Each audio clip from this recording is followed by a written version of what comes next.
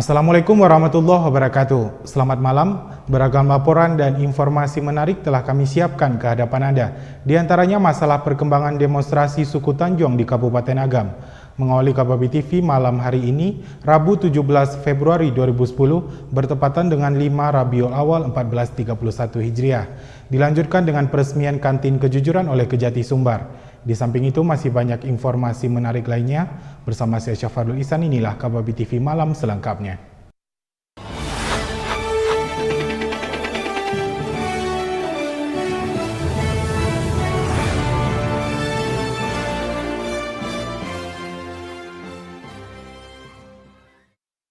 Bupati Agam menegaskan akan menyelesaikan kasus tanah ulayat yang didemo ribuan demonstran dari suku Tanjung Lubuk Basuang.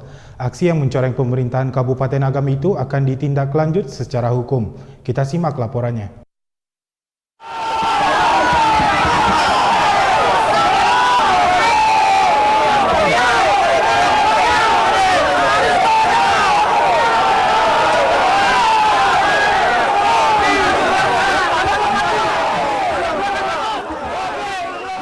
Permasalahan tanah ulayat yang menjadi bahan amukan warga suku Tanjung Manggopoh, Kecamatan Lubuk Basuang menjadi bagian pemikiran bersama pemerintah Kabupaten Agam.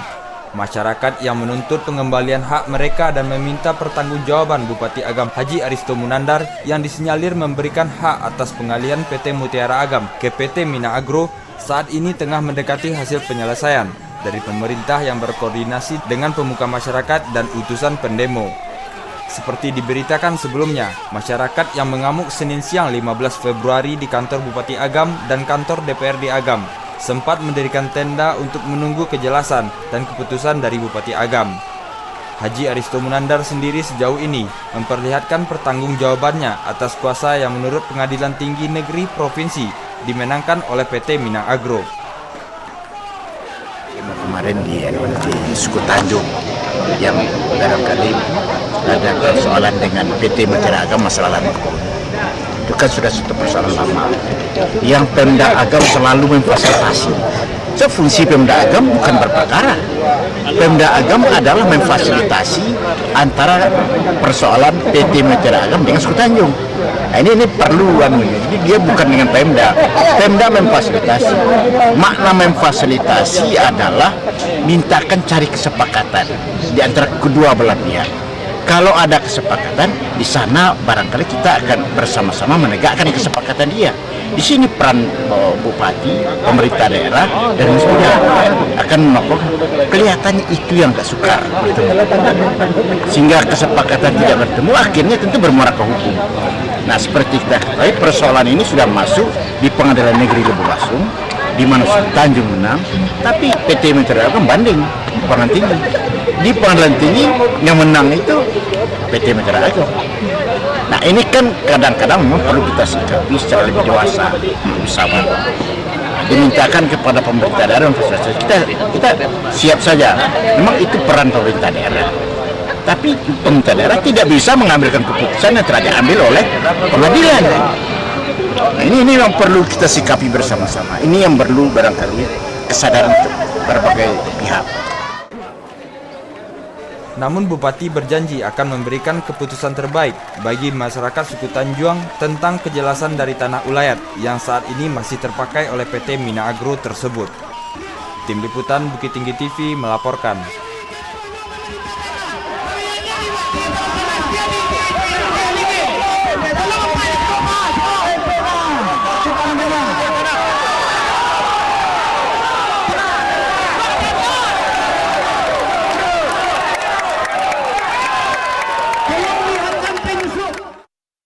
Pemirsa, pemerintah Kabupaten Agam meresmikan program kantin kejujuran di lingkungan Dinas Pendidikan Kabupaten Agam yang dipusatkan di SMU Negeri 1 Tilatang Kamang Rabu pagi. Acara ini dibuka oleh Kejati Sumbar Syafril Rustam. Berikut kita simak liputannya.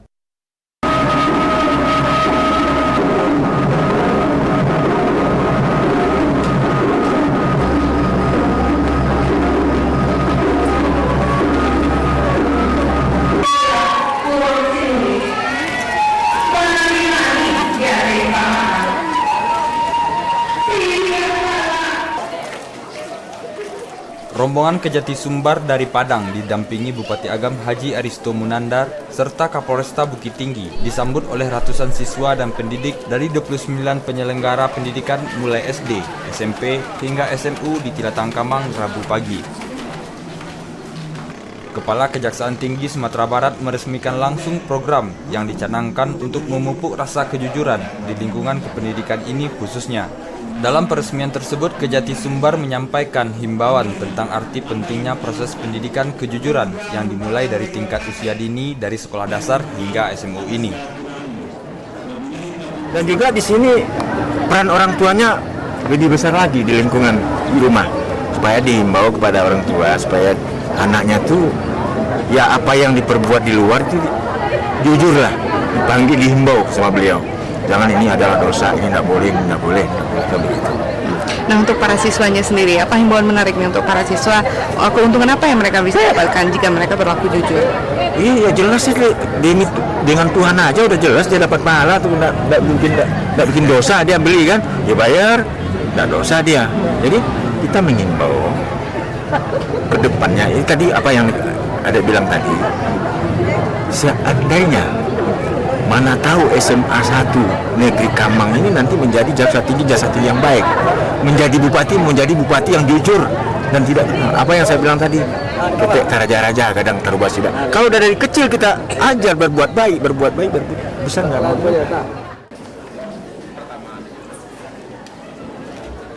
Bupati Agam Haji Aristo Munandar juga menghimbau agar penyelenggara pendidikan baik siswa atau guru serta masyarakat Kabupaten Agam umumnya untuk turut mendukung program yang diikuti tersebut. Keterangan Silvanus MPD.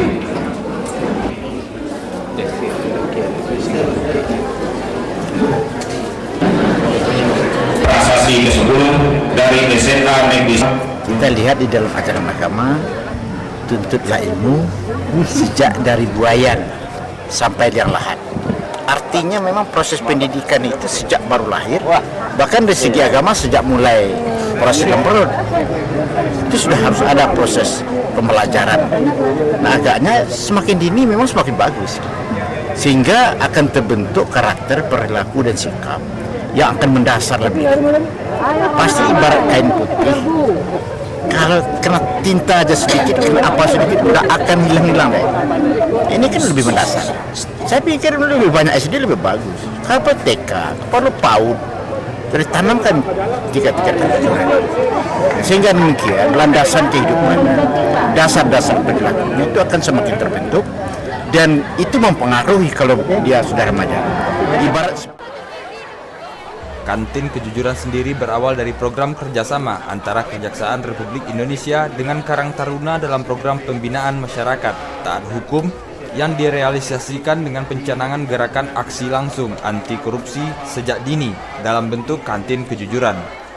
Tim Liputan Bukit Tinggi TV melaporkan. Kantor Kementerian Agama Kota Bukit Tinggi mulai tahun 2010 ini menunjuk 8 masjid jami di Bukit Tinggi sebagai tempat pengembangan pengetahuan keagamaan serta keadatan.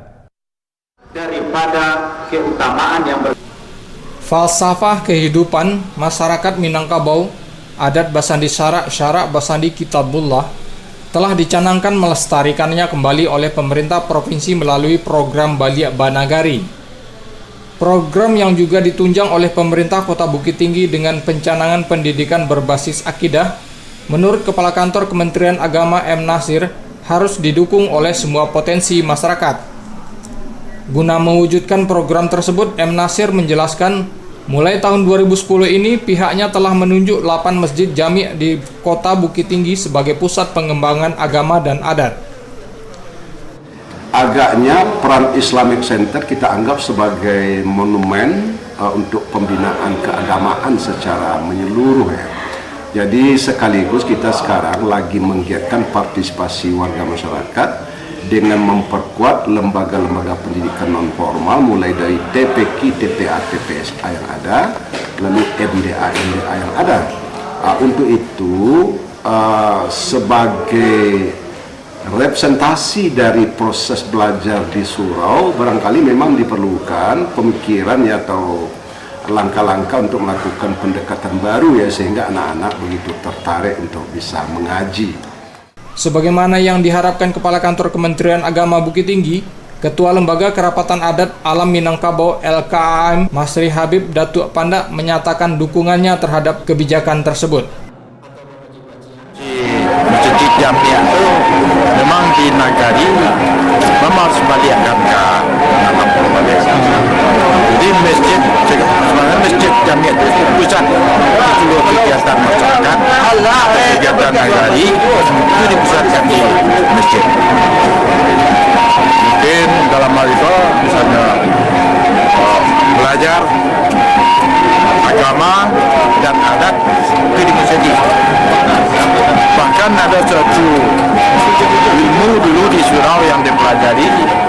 Kalau dulu namanya ilmu menatap hidup. Kalau kini life skill. Itu diajarkan di surau. Jadi setiap anak muda menggapai merantau segala macam, dia sudah punya bahan dan dia punya percaya diri. Apa yang mau dilakukan di rantau lah, dia sudah siapkan. Mental, spiritual dan keahlian sudah disiapkan di surau. Tim Liputan Bukit Tinggi Televisi melaporkan. Pemirsa, informasi selanjutnya akan hadir setelah pesan-pesan berikut ini.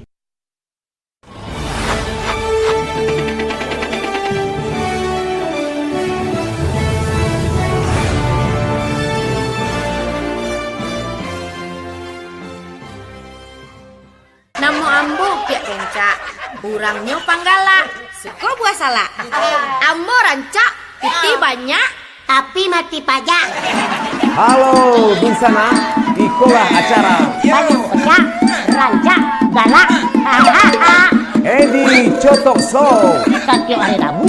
jam 21.30 WIB di Bukit Tinggi TV. TV-nya kurang awak.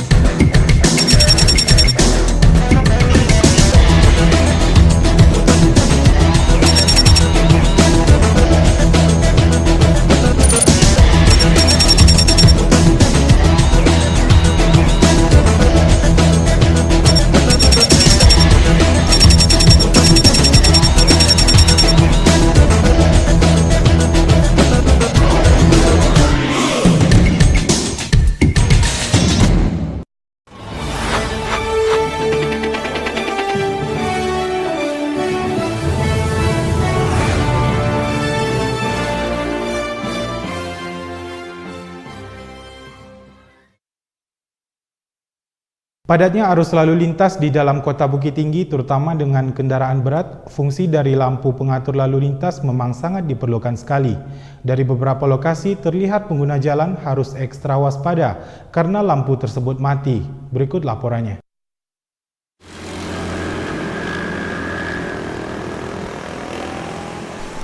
Kota Bukit Tinggi yang merupakan daerah perdagangan dan perlintasan di daerah Sumatera Barat bagian utara menyebabkan jalan-jalan provinsi yang ada di daerah ini menjadi padat oleh arus lalu lintas kendaraan umum, baik bus maupun truk barang. Seperti yang terlihat di Jalan Bypass mulai dari Simpang Taluk terus arah ke Aur Kuning, tepat di Simpang 4 Istana Mil, lampu pengatur lalu lintas yang berada di 4 posisi didapati sudah tidak berfungsi sudah cukup lama. Begitu juga dengan kondisi lampu pengatur lalu lintas di Simpang Surogadang dengan beberapa simpang jalan di sana, kondisinya juga sama rusak dan tak berfungsi. Akibatnya pengguna jalan harus ekstra waspada bila melintasi persimpangan ini. Karena daerah ini sering terjadi kecelakaan terutama antara kendaraan umum dengan sepeda motor. Menanggapi hal ini, Haji Harman, Kepala Dinas Perhubungan Kota Bukit Tinggi membenarkan kondisi tersebut dan dalam waktu dekat akan melakukan perbaikan terhadap perangkat pengatur lalu lintas tersebut. Ini khusus untuk pengguna jalan dengan rusaknya beberapa 2 titik dari trafik kita yang ada, kita memohon ya untuk kesabaran dalam rangka perbaikan. Insya Allah ya, khusus yang di Simpang Surogadang dalam waktu dekat itu segera kita hidupkan, alatnya perangkatnya sudah ada. Sedangkan yang di simpang Koto Dalam itu sedang menunggu perbaikan. Salah sudah kita upayakan itu segera kita perbaiki sehingga bagi pengguna jalan nantinya tidak merasa risih. Tim Liputan Bukit Tinggi Televisi melaporkan. Satuan Pengamanan Satpam Awa Kunyang amankan sepasang muda-mudi di Blok Al-Ibad, Pasar Awa Kunyang karena diduga melanggar peraturan daerah. Sepasang calon mempelai ini dilaporkan pedagang karena telah mengganggu ketertiban umum.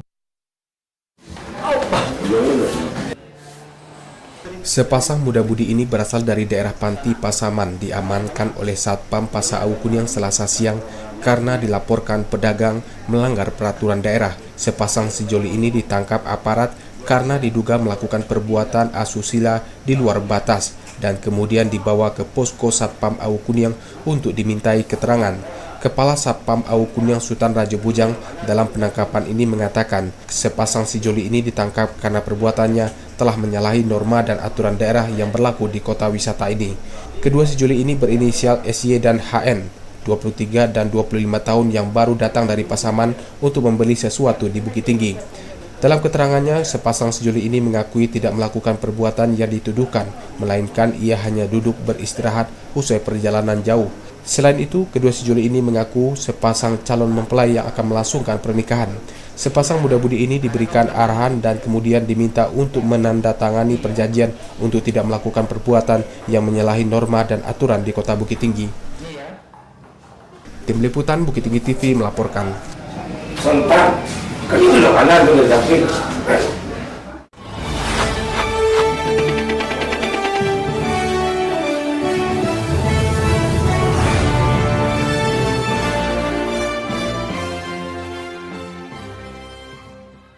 Informasi tersebut sekaligus menutup jumpa kita malam hari ini. Seluruh kerabat kerja dan tim redaksi mengucapkan terima kasih atas kebersamaan dan perhatian Anda. Saya Syafarul Ihsan, sampai jumpa. Wassalamualaikum warahmatullahi wabarakatuh.